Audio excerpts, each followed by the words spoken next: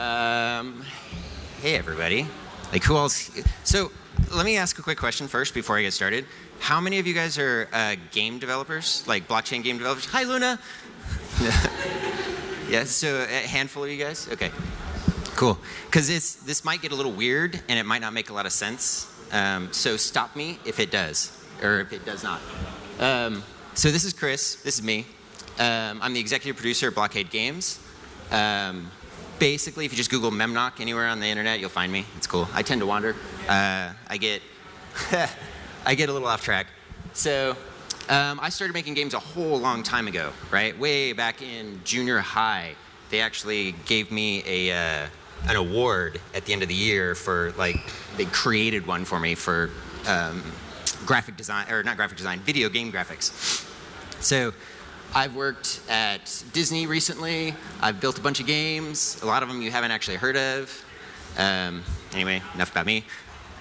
So the blockchain is an MMO, right? Is kind of what I'm pitching here, and I'm kind of cheating because an MMO is like a subset, right? So really, it's a superset. It's a virtual world, is what I'm talking about, which is cool. What's a virtual world? That's a great question.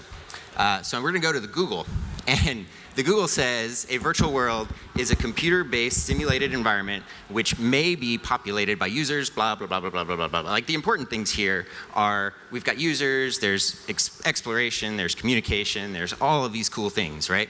So basically, we've just described Facebook, right? So Facebook's an MMO. And hopefully, your Facebook page is not as terrible as mine. Like, I had to dig to find a and even then I'm destroying Jim Beam. So hopefully your Facebook looks better than mine. But yeah, it's computer-based. We got an avatar. There's exploring the world. Like, it even says explore right there. And that's before you even count something like Oculus, right? Where they're actually making a real virtual world. Funny note, this photo that I was using, right? In that photo, I'm actually making a Facebook game way back in, like, 2008 or something like that, 2009. So yeah, the Facebook virtual world. If Facebook can be a virtual world, why can't the blockchain be a virtual world, right? I mean, personally, I don't know about you, but I would rather make it than Mark Zuckerberg, right? I mean, no offense, Mark, love you and all, but the problem is that it's kind of boring right now, right? The blockchain as a virtual world, totally boring. And I feel like we need to wake it up. We need to get it, like, spicier. But how do we do that? So how do we wake up the blockchain as a virtual world? So step one is we're going to take everybody's purple swords and we're going to make them interoperable and turn them into purple. I'm so just kidding. That's not step one. That's not step one at all. No, we got to make sure we got the right ingredients for a virtual world. It's kind of like what we got to look at. So we have the definition of a virtual world. Like, this is kind of what it is. It's kind of like having the definition of a cake. Like, my wife made this cake, by the way. This is a picture of her cake. So everybody knows what a cake is, but I don't know how to make one. I don't know what's in it. But luckily I know how to make a virtual world, right? So I can tell you what the ingredients are for a virtual world. Ingredient number one, persistent state. Like, I'm pretty sure we've got that covered, right? Like, we're good. Ingredient two, game objects. So these are cool. Has anybody ever heard of NFTs? Like, yes, we've got a ton of game objects. Ingredient number three, player inventories. Do you guys see where I'm going with this? So we got a place to keep, inventories are a place to keep game objects. So do we have a place to keep NFTs? Yes, we do. They're wallets. So we're good. Avatars, we need avatars. This is like a thing. Everybody and their dog is making cool avatars. Where's Justin? Is he in here? No, he's not. I was just talking to him yesterday. He's doing good work. This is my fancy new Decentraland avatar. Like, if you haven't made one, you should go make one.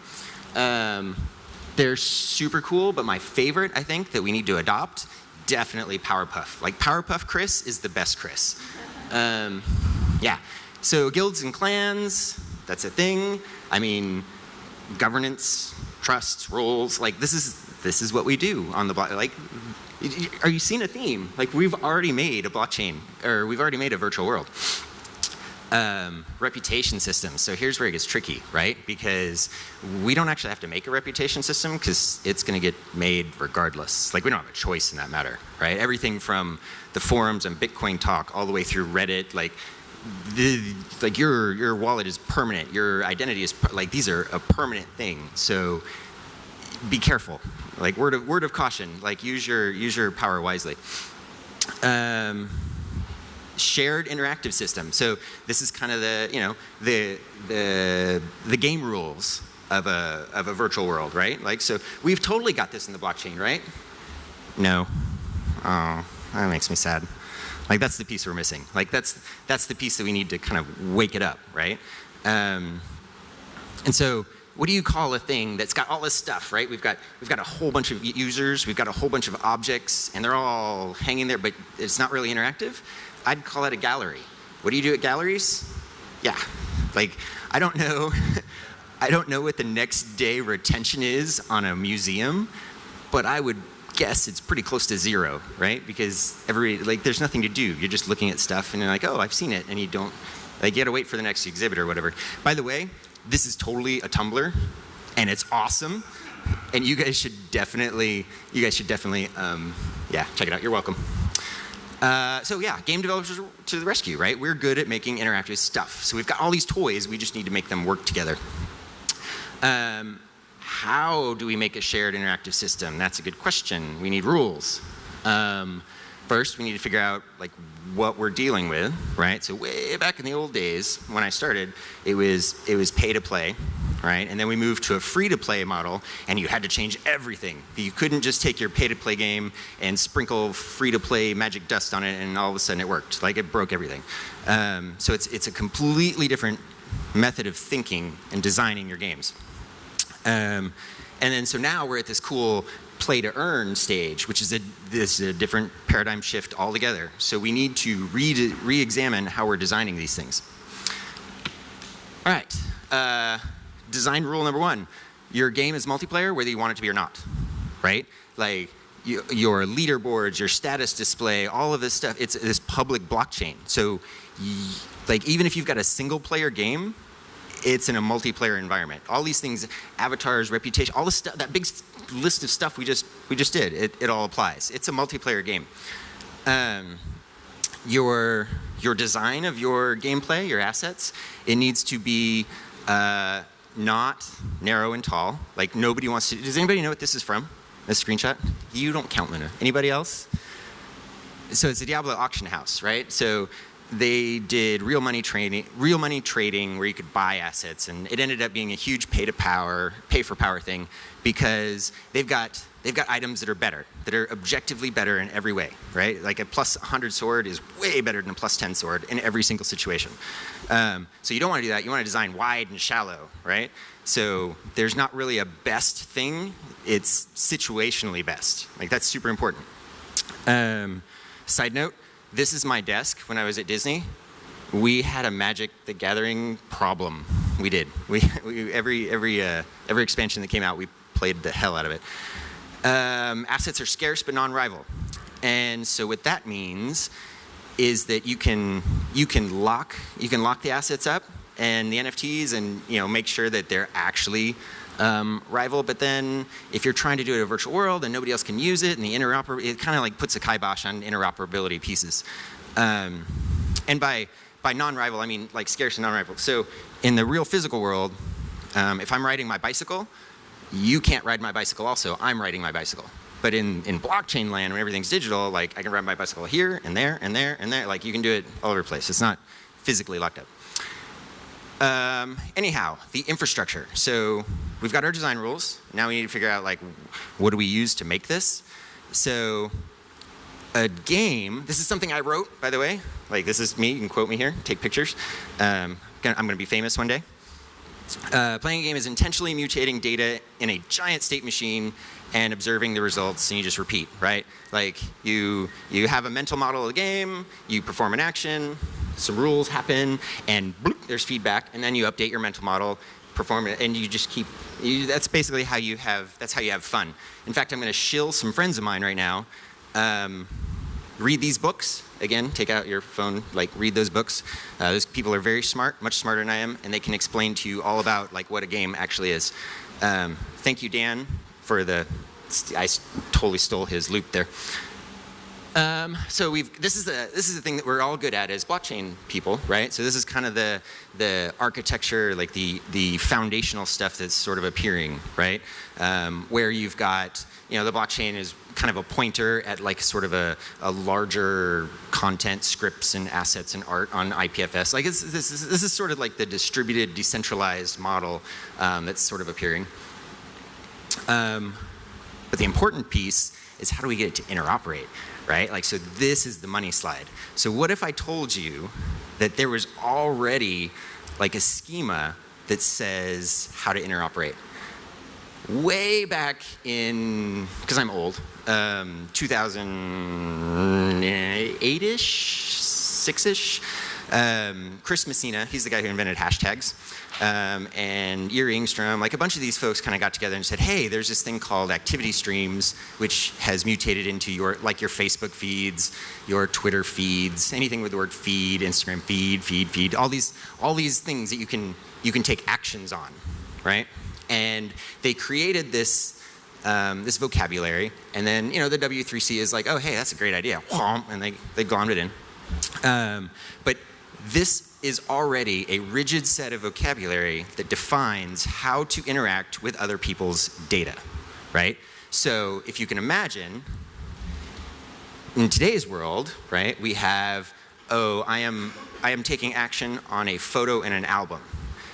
So in the future world, I'm taking action on an NFT in a wallet, right? Like we already have sort of this shared vocabulary around how we can build this meta interoperable layer over the top of all of these NFTs.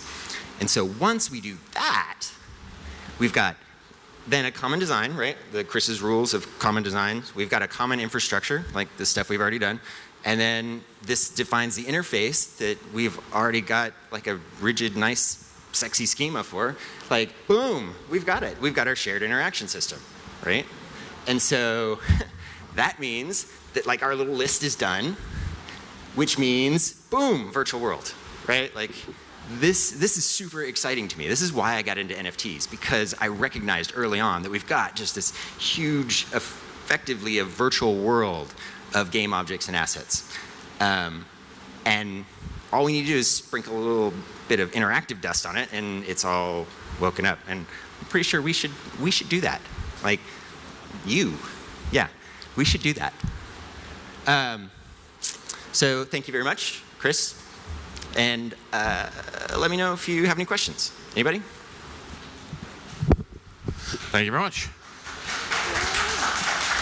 I love the metaphor of like Facebook being an MMO, and having worked on virtual worlds myself, it's like it's an interesting parallel. And a lot of this resonated with you then. Yeah, I mean, there's, like I said, all the lines fit, but the interactive one. Mm-hmm. So anyway, does anyone have any questions? And apart from me going down memory lane, I think one of the things I think is interesting about blockchain is that decentralized part. So is there an argument that the communication aspect of this kind of experience doesn't necessarily have to be singular? And actually, is it more about, because one thing I struggle with is people cluster in their own groups. There's the social identity theory of my group and your group. I think people want to find their own spaces to communicate. So how much of it is game design, and yet how much of it is social engineering? I think at first it's going to be heavy on the social engineering, mostly because the real-time communication aspect and the what we call runtime data. So that's, what runtime data is, yeah. For you guys, it's the data that changes. It's the mutable data that changes while you play a game, in the middle of a game, not necessarily persistently stored. So it's not stuff that you would put on chain. It's just stuff that would live in a random database, or even in memory. Like it could be anything. Anyway, the trick there is initially we've got to have this real-time messaging and we've got this runtime data, and those things don't decentralize very well. And so I suspect you'll end up with small communities with sort of centralized communication pieces. And then you'll end up federating those and bridging those, sort of like a mastodon kind of thing. And so the communities will expand from there, and which is actually a good thing, because then you can have your communities have common interests, common things, and you can exclude, you can moderate. Like there's a lot of fun stuff that comes with centralizing that aspect of it. Although I think it's interesting, because I think one of my clients is trying to look at how avatar systems could work differently. And one of the issues in our head is how you get recognized in multiple experiences, across multiple experiences.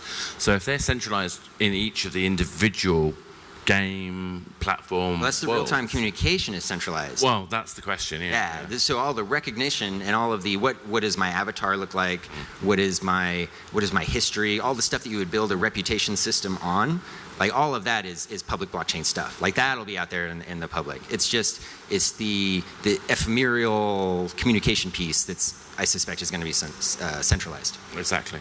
Does anyone else have any thoughts they want to add to that? I know stuff. I can answer questions. In which case, I think we'll say thank you very much, Chris. All right. Thank you.